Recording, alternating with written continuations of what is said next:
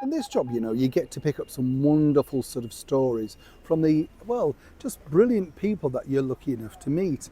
And sometimes it's those people that, you've seen on TV growing up, you've really idolised and thought they were incredibly funny. And then what you do realise, which is the sort of good and a bad thing, is that actually we're all just sort of human. And ultimately they have the same trials, tribulations, fears and worries. They're like everybody else.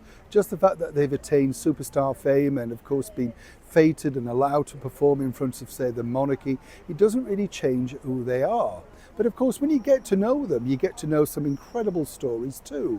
And today I wanted to share this one in particular because for many, his name will be very, very familiar. We're talking about the female impersonator, never a drag act, I might point out, Mr. Danny LaRue. As ever, let me explain. Morning, good to see you. Thank you so much for joining me today. You know what I mean though in life, don't you? Well, have a nice wave, nice to see you. You know what I mean in life, you meet people and you do realise that, wow, it doesn't matter who they are, it doesn't matter whether it's the President of the United States, everybody has the same problems. But of course, we looking in think, oh no, their life's perfect. Nobody's is, and that's why you've got to be all embracing and kind when you think, because obviously you truly don't know what's going on behind the scenes. I was lucky enough to meet Danny LaRue on a number of occasions, and as I say, he was an incredibly huge star, very much loved by the British monarchy. In fact, the Queen Elizabeth, Danny told me, once quipped him to say, I'd love to know exactly how you do those very quick costume changes off stage, because it's something I could do with learning when I opened Parliament. That's how friendly they were with him. But he was more than that. I got to see him and became friends with him in the latter part of his career.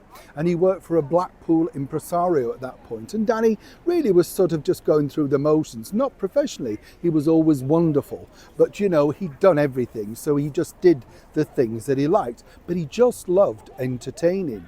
But what's interesting is the connections that Danny LaRue had. You see, he started out as a window dresser, and that was the idea. And then, of course, he developed into an act, and then he went into another act.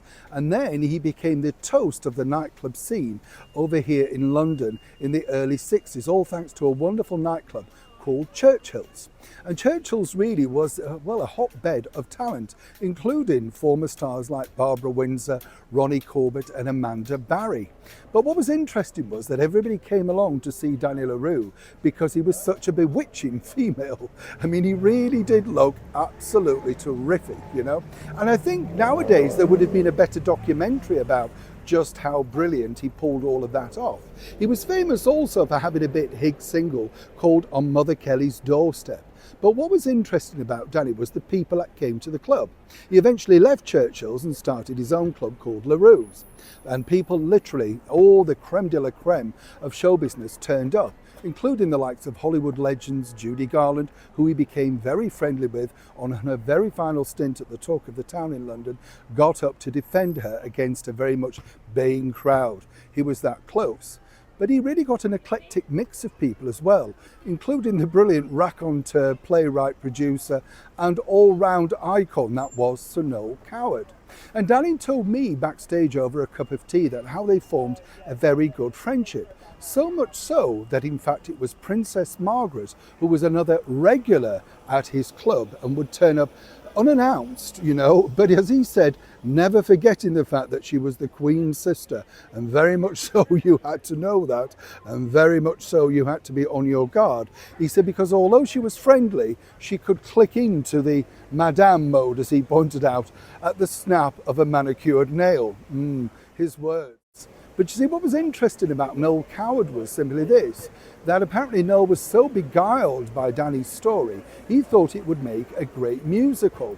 And this was going to be something they were going to work on together. But at this point, Danny, as I say, is a big star. I mean, he's literally everywhere. Summer seasons, tour in Australia, on television, his own movie, Our Miss Fred, which is online if you want to watch it. A brilliant, still funny movie, although a little bit saucy to say because of the time that it was made in. And I asked him really what happened, and he said, well, they'd had numerous sort of chats about what they could do and what they could get away with. But Noel apparently was more inspired as the 1970s came in, because he said people would be far more lenient to a story like that. Noel was a genius about knowing exactly what the public would and wouldn't accept. But sadly, by 1973, well, earlier than that in fact, Sir Noel Coward, fresh from becoming Sir Noel, well, his health started to get into decline. And as Danny told me, he knew that this particular thing would never really now see the light of day. But as he pointed out, it was the Princess Rose, Princess Margaret, who kept pushing Noel, saying, we need to get Danny's story up there and out. He said he couldn't have wished for a better champion. But sadly, like everything, time eclipses all. And sadly also, Sir Noel Coward was never truly able to tell Danny La Rue's wonderful story. There are plenty of clips of Danny, but actually his magic truly was on the stage. There was nobody quite like Danny La Rue. And it was a real pleasure to know such a marvellous and splendid entertainer. Neil Sean in the very heart of London.